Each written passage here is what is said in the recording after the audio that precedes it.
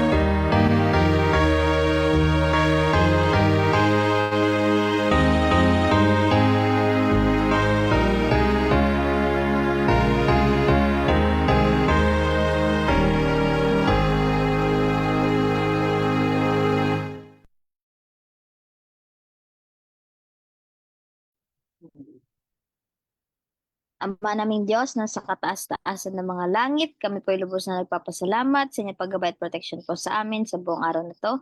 At kami po ay umabot sa mga oras na ito at muli po ay makapakinig ng inyong banal na salita.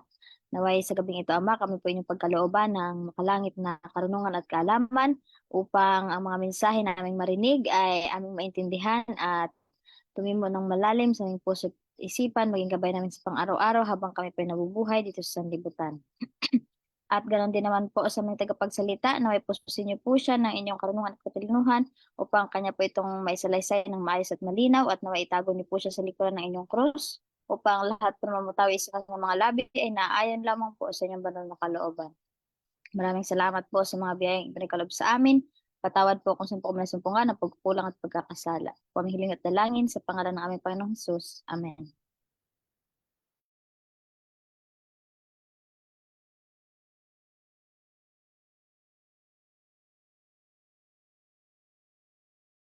Ayan, maraming salamat po. At sa punto pong ito, atin pong sabay-sabay na pakinggan ang mensahe na ibabahagi po ni Sister Jermaine Messina.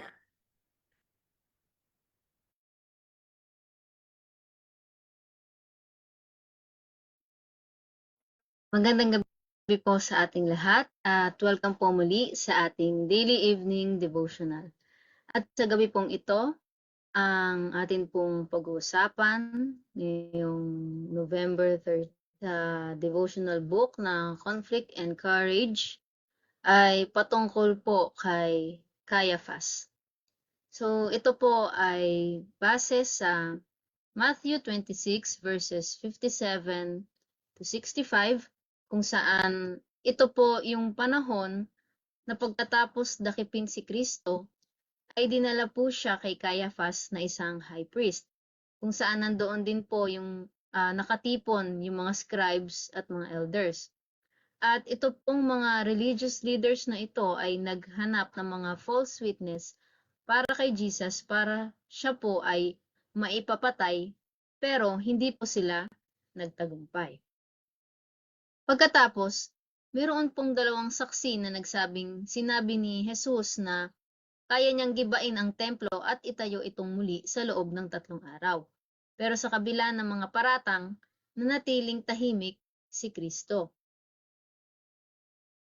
Nang tanungin mismo ni Caiaphas si Jesus kung siya ang Mesayas, ang anak ng Diyos, kinumpirma ito ni Kristo at sinabi na makikita nila siyang nakaupo sa kanan ng makapangyarihang Diyos at dumarating sa ulap ng mga langit. At pagkarinig nito ni Caiaphas ay pinunit niya ang kanyang damit at inakusahan si Jesus ng kalapastanganan o blasphemy kaya't ipinasya ng konseho na nararapat siyang mamatay. So dito po iikot yung ating topic sa gabing ito, yung pagpunit ni Caiaphas sa kanyang kasuotan. So ano po ba yung ibig sabihin ng kanyang ginawa at bakit niya kaya ito ginawa? Sabi po sa ating key text sa Joel 2 verse 13, "Rend your heart and not your garments, and turn unto the Lord your God." So atin rin pong basahin sa Tagalog. "At papagdalamhatiin ninyo ang inyong puso at hindi ang mga damit ang inyong hapakin, at kayo'y magsipanumbalik sa Panginoon ninyong Diyos." So sa ating pong key text, sinabi na ang ating hapakin o piktasin o punitin ay ang ating puso. Pero 'di ba sa kwento nakita natin ang ginawa ni Caiaphas ay pinunit niya yung kanyang damit. So atin po munang alamin ano bang ibig sabihin nitong pagpunit ng damit o itong rending of garment. Sabi po dito, in Jewish culture or biblical times, the act of rending garments, kariya in Hebrew, was a powerful, visible symbol of intense emotional distress. The rending or tearing of garments is a significant cultural and religious act found throughout the Bible, symbolizing profound grief, mourning, repentance, or indignation. So sinasabi po dyan na yung pagpunit ng kasuotan ay sumisimbolo ng matinding dalamhati, pagluluksa, pagsisisi, o pagkagalit. So gaya nga po ng ginawa ni Caiaphas. Pero bilang high priest, tama kaya yung ginawa niya? Sabi po dito, "It was the custom among the Jews for the garments to be rent at the death of friends. But this custom the priests were not to observe. Everything worn by the priest was to be whole and without blemish. By those beautiful official garments was represented the character of the great antitype, Jesus Christ. Nothing but perfection in dress and attitude, in word and spirit, could be acceptable to God. He is holy, and His glory and perfection must be represented by the earthly service." So meron pong specific instruction ang Diyos na yung garments po ng priest ay hindi masira o mapunit dahil ito po ay sumisimbolo sa perfection and holiness ng karakter ng ating pong Panginoon, which is ang ating ding true high priest. So kung ito po ay sirain, o punitin o dungisan, ibig sabihin, minimisrepresent po natin yung perfection ni Kristo. Finite man might rend his own heart by showing a contrite and humble spirit. This God would discern. But no rent must be made in the priestly robes, for this would mar the representation of heavenly things. So, yung pagpunit po ni Caiaphas ng kasuotan niya ay makikita natin na ito ay kumbaga for outward show lang. Hindi siya truly sorry or hindi siya truly repentant. At marami po sa atin ang ganito sa panahon natin ngayon na we try to appear spiritual outwardly, na umaattend tayo palagi sa church, makakanta, nagpo-post ng mga verses online, pero yung puso natin nananatili pa ring proud o mapagmataas. Kumbaga walang pagbabago. At mas ninanais ng Diyos yung sincerity natin kesa po yung pagpapanggap. At ito po yung sinasabi sa ating key text na rend your heart and not your garments. Ibig sabihin, meron po tayong dapat na totoong pagsisisi, yung pagtalikod sa kasalanan at mayroong pagbabago. When Christ declared himself the Son of God, Caiaphas, in pretended horror, rent his robe and accused the Holy One of Israel of blasphemy. He had done the very thing that the Lord had commanded should not be done. Standing under the condemnation of God, he pronounced sentence on Christ as a blasphemer. The priestly robe he rent in order to impress the people with his horror of the sin of blasphemy covered a heart full of wickedness. So yung ginawa po ni Caiaphas na pagpunit ng damit dahil sa galit, sa mga tao po na nakakita doon, maituturing nila ito na kumbaga isang sign na napaka-relihiyoso ni Caiaphas kasi di ba nagalit siya nung sinabi ni Kristo na siya ay anak ng Diyos. Pero ang totoo, ang ginawa ni Caiaphas ay act of hypocrisy lang, pagkukunwari o pagpapaimbabaw. Siya ay nagkunwari siyang dinedefend niya o pinoprotektahan niya yung karangalan ng Diyos, pero nire-reject niya yung mismong anak ng Diyos.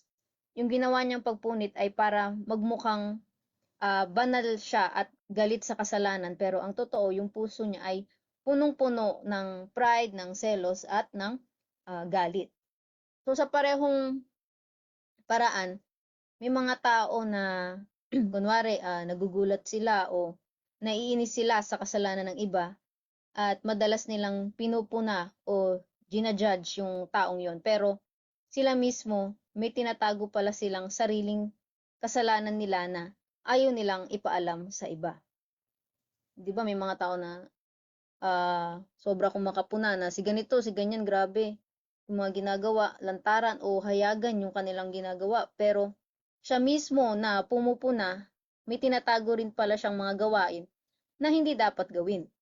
Matapang lang siya kasi hindi siya nahuhuli or kumbaga patago yung kanyang ginagawa. So nagpapakita po ito ng panlabas na kabanalan, pero hindi tama yung kanilang puso sa harap ng Diyos. Pinapakita nilang galit sila sa pagkakamali ng iba o sa kasalanan ng iba para magbukas silang matuwid, pero ayaw naman nilang harapin ang sarili nilang kasalanan. Kaya maging maingat po tayo na baka nagiging hipokrito na pala tayo kagaya ni Caiaphas. Ano po? Tandaan po natin na alam ng Panginoon ang lahat ng ating ginagawa, lahat po ng ating sinasabi at lahat ng ating iniisip, lalong-lalo na po yung ating motibo, yung motibo po ng ating mga puso. How different was the true high priest from the false and corrupted Caiaphas. Christ stood before the false high priest, pure and undefiled, without a taint of sin. Christ mourned for the transgression of every human being. He bore even the guiltiness of Caiaphas, knowing the hypocrisy that dwelt in his soul, while for pretense he rent his robe. Christ did not rent his robe, but his soul was rent. His garment of human flesh was rent as he hung on the cross.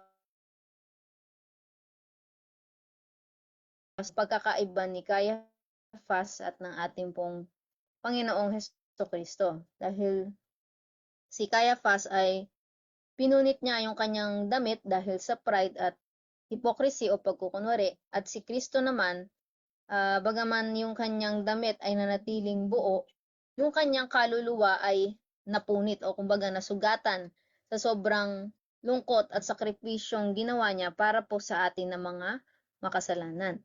So hindi niya rin kinakailangan na magpanggap na banal dahil nakita mismo sa buhay ng ating Panginoon yung kabanalan dahil isinabuhay niya yung kautusan ng kanyang Ama. Many today who claim to be Christians are in danger of rending their garments, making an outward show of repentance when their hearts are not softened nor subdued. This is why so make failures in the Christian life. An outward appearance of sorrow is shown for wrong, but their repentance is not that which needs not to be repented of. So marami pong tao ngayon yung mukhang nagsisisi kapag nahuli sa kasalanan pero sa kaloob-looban nila ay hindi talaga nagbabago. Kasi natatakot o nalulungkot lang sila dahil sa consequences ng kanilang mga kasalanang nagawa pero hindi sa kasalanan mismo. Kumbaga, peke o mababaw na pagsisisi yung meron sila na wala talagang pagbabago sa kanilang mga puso.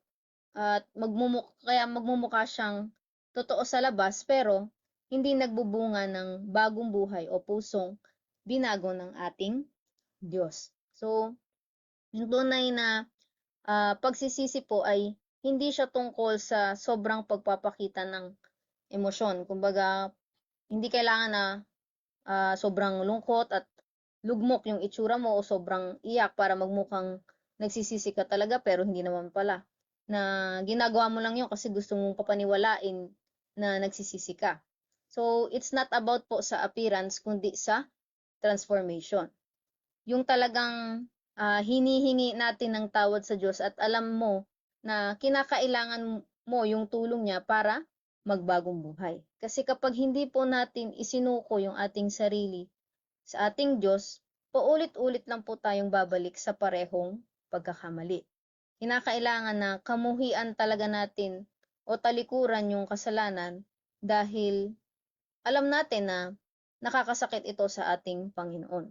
Kaya mahalaga na lagi po nating inaalala yung sakripisyo ni Kristo sa krus para makita natin kung gaano niya tayo kamahal at doon po magsisimula yung tunay. Lagi po natin tandaan na ang tunay po na pagsisisi ay nagbubunga ng pagbabago. Isang buhay na nagpapakita ng pag-ibig, pagpapakumbaba at pagsunod sa ating Diyos. Hanggang dito lamang po ang ating devotional sa gabing ito. Nawa po ay ating pong maisabuhay ang mga aral na ating napakinggan at kung sino man po ang may mga karagdagan ay ibinibigay ko na po sa inyo ang pagkakataon. Muli po magandang gabi at marami pong salamat sa pakikinig.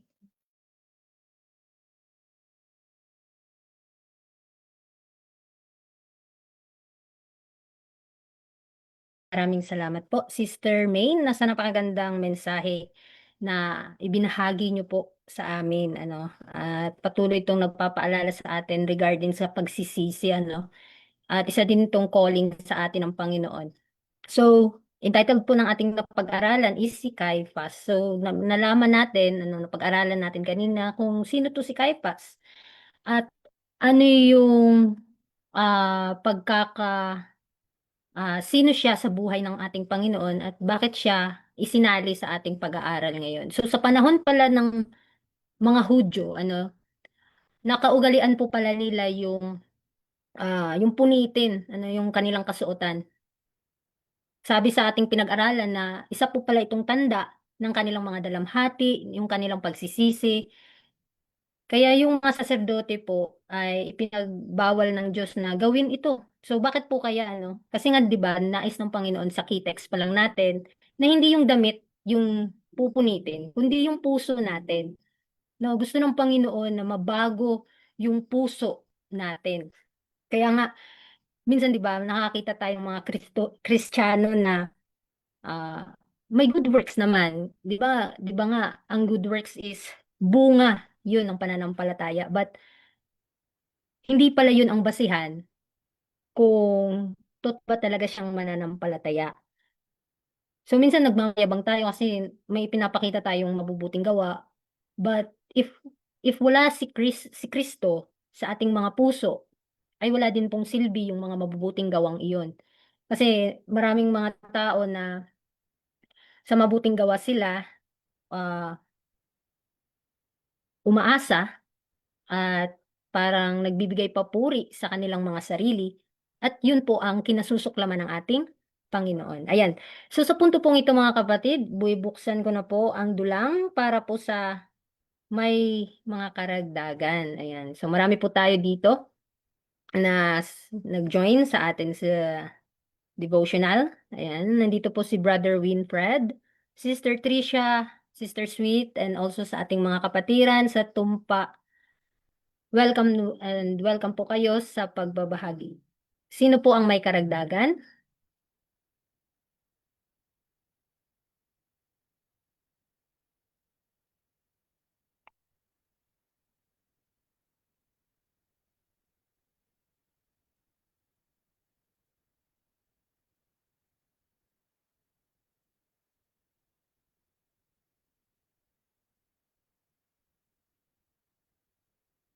So ayan po, habang po tayo naghihintay sa ating mga kapatiran na may magdagdag, gusto ko lang ding bigyang pansin dito sa ating napag-aralan na yung turo ni Kristo sa mga disipulo and the same time sa panahon ni Caiphas, marami rin parang mga tao ngayon na ah, parang parang kagaya noon na nagmamayabang sila sa kanilang mga sarili but in reality ay hindi na bago ang puso. So nawa maipakita po natin yung pagbabago na ninanais ng Panginoon sa bawat nananampalataya sa Kanya.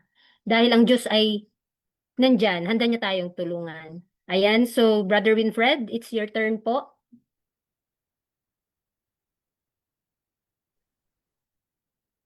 Okay, magandang gabi po sa ating lahat mga kapatid. So napakaganda nga ng lesson natin na yung gabing ito, no, kay Caiaphas, no. So example rin ako dito sa taong ito na ano, tawag dito,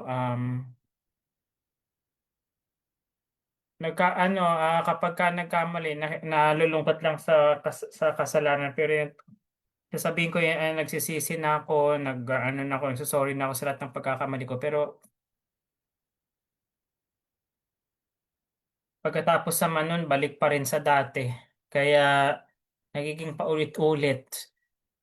At yun nga talaga, kailangan nga talaga ang Panginoon sa buhay nga natin, no, para talaga ay um, matanggal talaga natin yung bagay na yan. No? Kasi lalo na ano siya nadi-dishonor natin ang Panginoon kapag yung patuloy natin siyang niloloko. Actually, nangyayari din yan sa akin.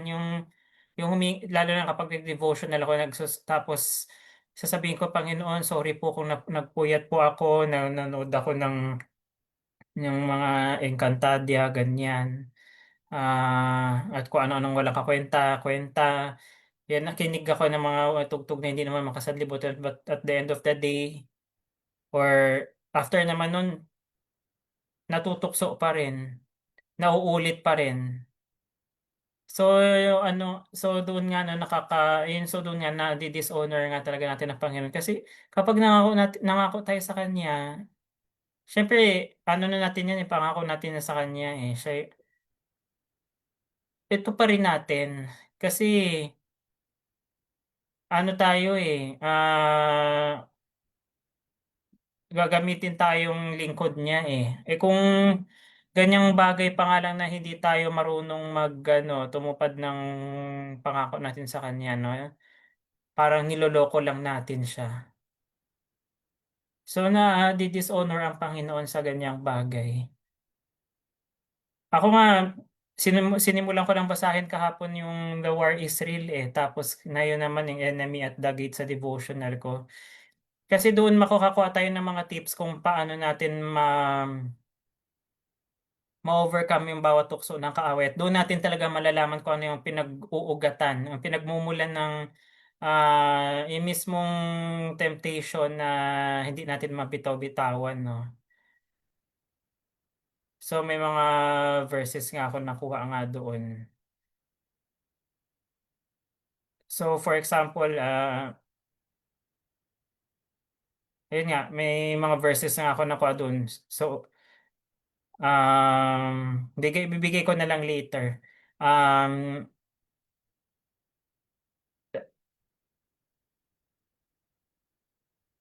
Kasi mahalaga na ano tayo dapat sa Panginoon yung we are surrendering ourselves to His will kasi nga tayo ang gagamiting lingkod niya eh. So dapat pagdating sa bagay na ito, dapat magbasa lagi tayo ng salita niya, i-claim natin promises niya, at saka panampalatayanan na natin siya sa buhay natin. So yun lang po. Mamaya magdagdag na lang po ako.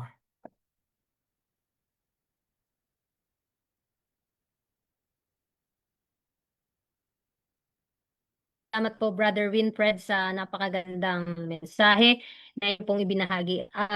Insight, brother, na inyong pong shinare. Ayan. So, napakaganda po ng ating napag-aralan nga. Kung tutuusin, ah, ang hirap magsabi na mahal natin yung Panginoon, pero mali yung parang iba yung ginagawa, ganun. Parang iba yung ipinapakita.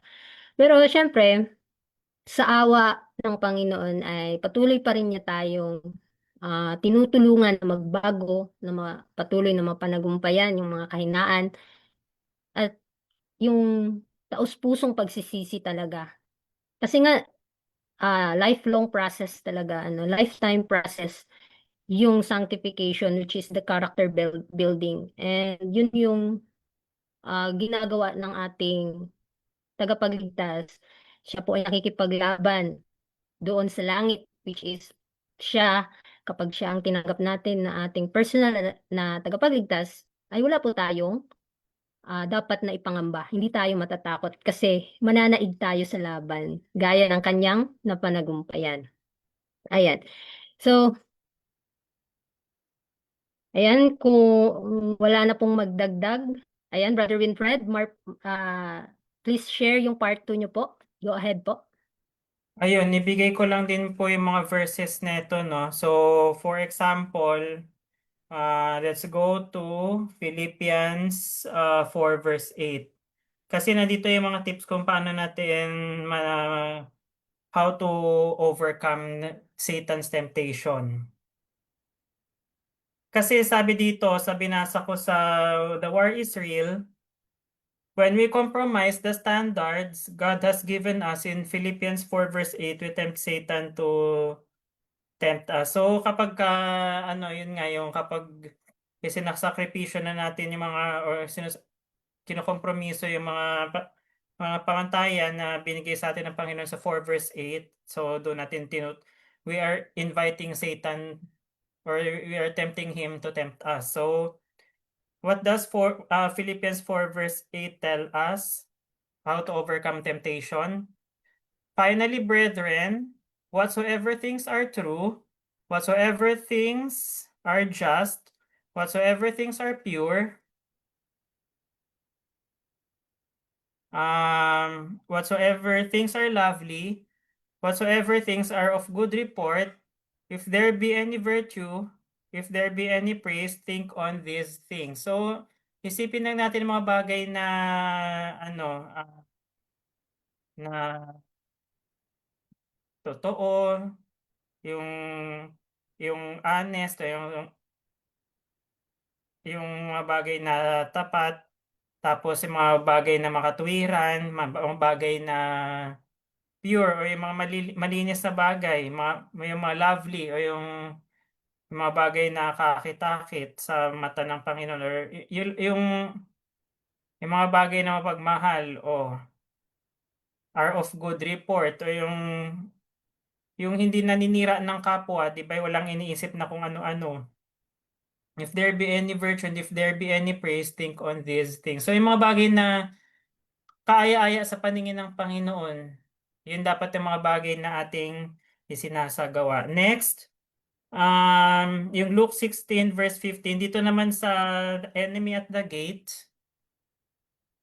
sabi dito, for the first time, true Christians are beginning to understand what Jesus meant when he said, that which is highly esteemed among men is abomination in the sight of God.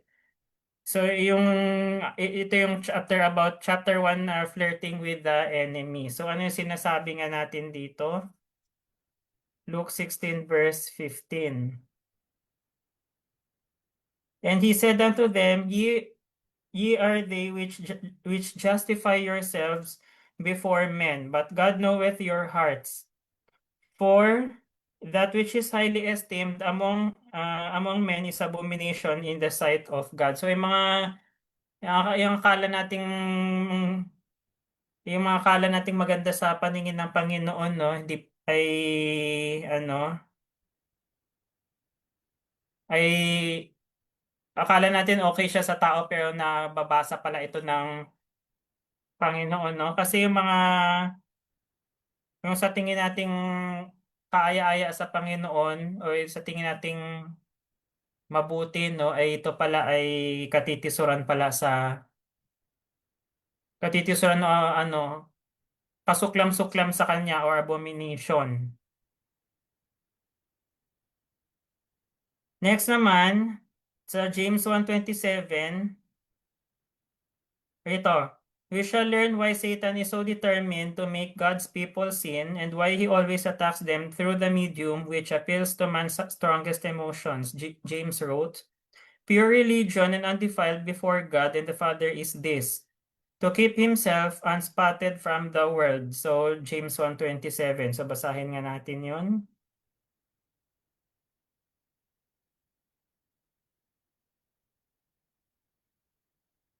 James 1:27 tells us, pure religion and undefiled before God and the Father is this, to visit the fatherless and widows in their affliction and to keep himself unspotted from the world. So, yun pala sinasabi, no? Na yung yung mga walang pamilya, walang magulang at mga balo na ay dapat pala natin silang dinadalaw, no? Yun pala yung tunay na religion. At saka yung tunay na religion din and undefiled ay yun yung inilalayo niya ang sarili niya o hindi siya parang hindi siya nagpapasakop sa kultura ng sanlibutan. Kaya katulad na lang din yan sa mga pinapakinggan natin na about sa music, um, yung mga pinapanood natin, 'di ba? 'Di ba may kanta tayo na Oh Be Careful Little Senses, 'di ba? 'Di ba kasi we have five senses tulad ng sense of sight, sense of hearing, sense of smell, sense of taste, and sense of touch ba 'yon? Oo. Ayun. So ingatan natin yung mga bagay na yun na binigay sa atin ng Panginoon kasi kapag nadali yan ng tukso, ayun. Hindi tayo natuto sa pagkakamali ni Eva, 'di ba? Na nadali siya sa tukso ng kaaway, 'di ba? Tapos dinamay pa niya yung asawa niyang si Adan, 'di ba? Na siyang naging reason bakit daming problema na yung pumapasok sa mundo, 'di ba? Daming mga kahirapan, kamatayan, digmaan, corruption, o 'di ba? Yung mga paninira sa kapwa, 'di ba? Ayun, isa po 'yan. Yun po yung mga bagay na 'yon. Kanina nga may isang ministry ako na nadaluhan eh. Pinag-uusapan namin about sa music. Sa music naman, dapat talaga makinig tayo ng talagang music na yung religious music talaga na nakakabigay puri sa Panginoon, no? So, isa na rin dito yung mga hymn songs, tapos yung mga sariling kanta natin na hindi kinakanta ng sanlibutan, kasi may mga religious songs tayo na kinakanta na ng mga halimbawa artista, yung mga celebrities ganyan. So pagka ganyan, hindi dapat natin kantahin kasi nahahalo tayo sa sanlibutan. At saka isa rin, kapag gagawa rin tayo ng mga awit, dapat or kapag kakanta tayo ng mga awit, dapat tinitingnan natin yung lyrics kung base biblically based pa ba. Kasi may mga religious songs kasi tayo na nakakanta sa church. Sadly, this is happening sa atin, no? Ah, basta na lang tayong kumakanta na hindi natin chinecheck ang lyrics. So, doon na ano rin natin, nagiging nagiging hypocrite din tayo sa Panginoon kapag kaganyan. Kasi nagiging powerless yung message ng awit kasi eh. At saka yung sa mga instruments dapat na ginagamit natin, yung dapat yung inspired ng Panginoon. Tulad niyan, yung hindi dapat inaano yung mga drums, mga electric guitars, dapat sinasama yan. Dapat kung ano yung binigay ng Panginoon para nabibigyan natin siya ng papuri. At saka yun nga po no na sa mga kasi sa mga awit we are praising God eh. So dapat sa mga awit na inaano natin dapat tawag dito mahalaga talaga i-check natin yung mga lyrics ng bawat kanta kasi pagbasa na lang natin kinanta yun maapektuhan natin yung mga listeners natin lalo na kung hindi pa ito SDA. So yun lamang po mabibigay ko pa po sana yun, Sister Daniela.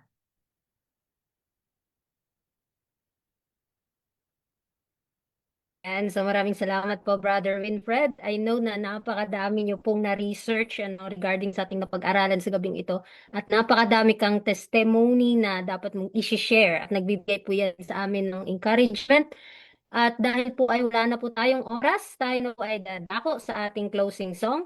At may I request, Brother Winfred, ikaw na lang din po ang mag-closing prayer. Sige, sige lang po.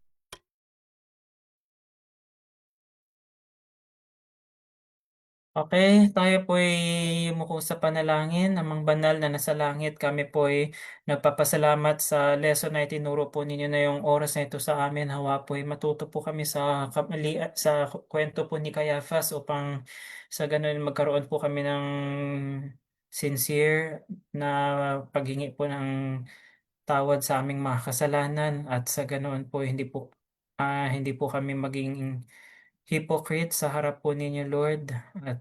At dito po ay maging liwanag po kami sa nakararami at maging aral din po ito sa amin upang mailayo kami sa tukso ng sanlibutan at maging daluyan po kami ng pagpapala sa mga taong hindi pa po lubos na nakakakilala sa inyo.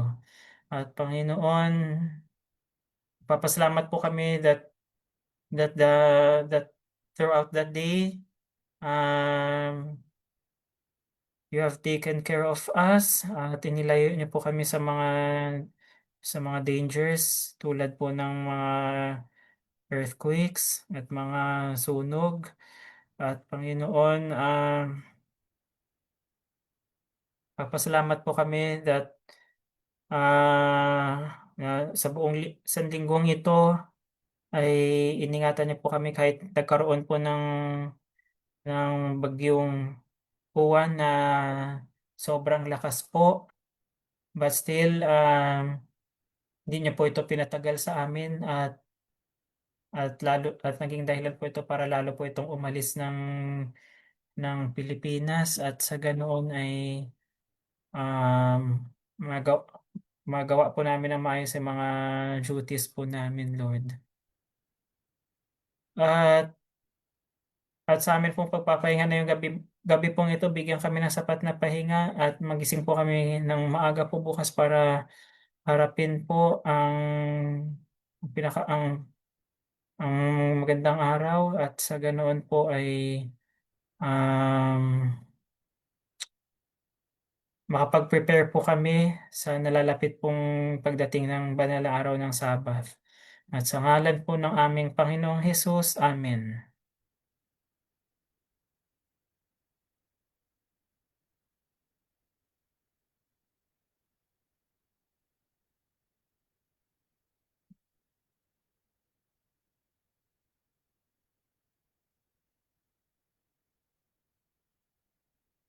Kita-kita po ulit tayo bukas ng umaga sa ganap na alas 5 sa ating morning devotional and bukas po ng gabi sa ganap na alas 6 sa ating Vesper worship.